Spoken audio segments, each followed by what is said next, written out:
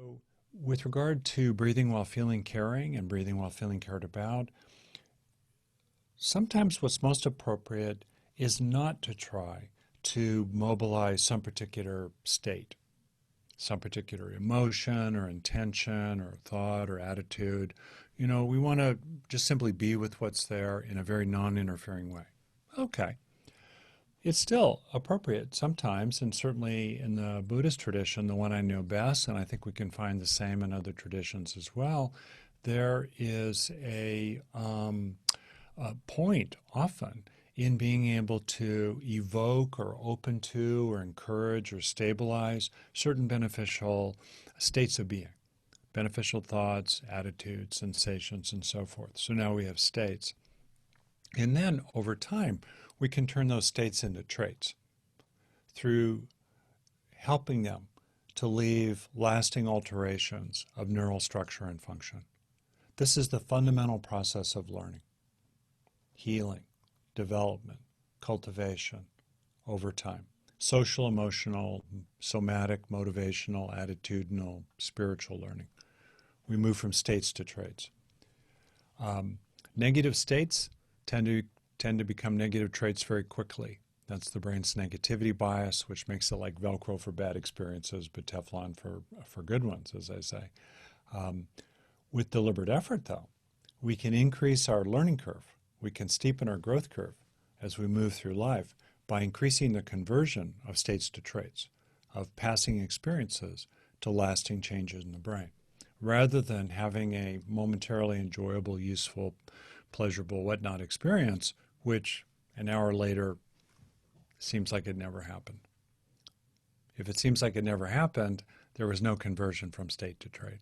So deep question is, how can we help ourselves? How can we help our students? How can we help our clients, our patients, our children to increase that conversion from state to trait?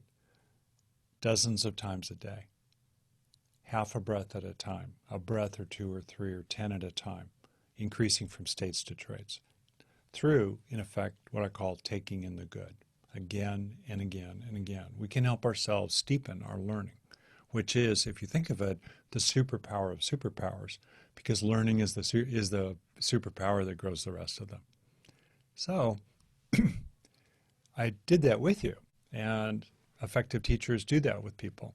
They help them sustain the duration of their experiences, keeping those neurons firing together so they're more likely to wire together, or they wire together more extensively and stably. Supporting the embodied sense of experience. So the more we feel things in our bodies, the more they're going to tend to get internalized in lasting ways. And also, through sort of hinting, focusing on what feels good about it, which I could have made more explicit, actually. As we have a sense of the enjoyability of our experiences or their meaningfulness, that increases activity of dopamine and norepinephrine in the brain, which track reward.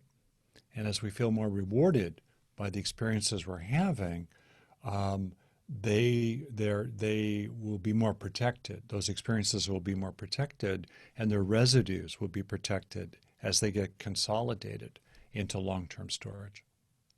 So when we open to feeling caring and cared about, that itself is typically a rewarding experience. As we feel caring and cared about, that increases activity of oxytocin in the brain, which reduces anxiety in terms of its activity in the prefrontal cortex.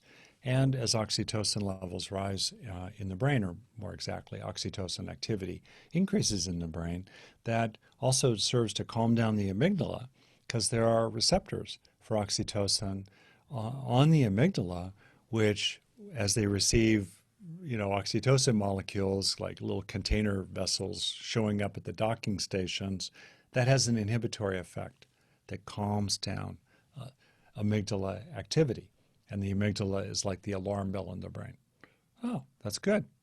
And also, as we feel caring and cared about, that engages the vagus nerve complex. You may be aware of Stephen Porges' polyvagal theory.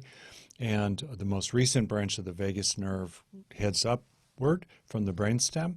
It's involved with social engagement and its original primary branch, ancient branch, heads downward into the viscera, the heart, the lungs, the internal organs, and that lower branch has a calming, soothing, containing, repairing, protective, restorative effect.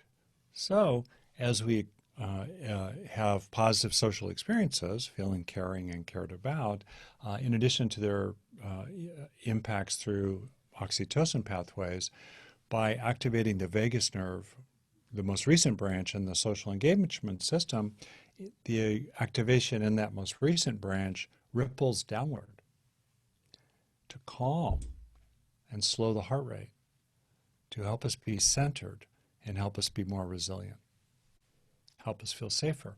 Because as our ancestors evolved on the Serengeti Plains, and prior to that in Jurassic Park, certainly during the Stone Age, and more recently Game of Thrones, feeling connected with others, flowing out and flowing in, was a primal signal of safety. Soothing, calming, centering, grounding.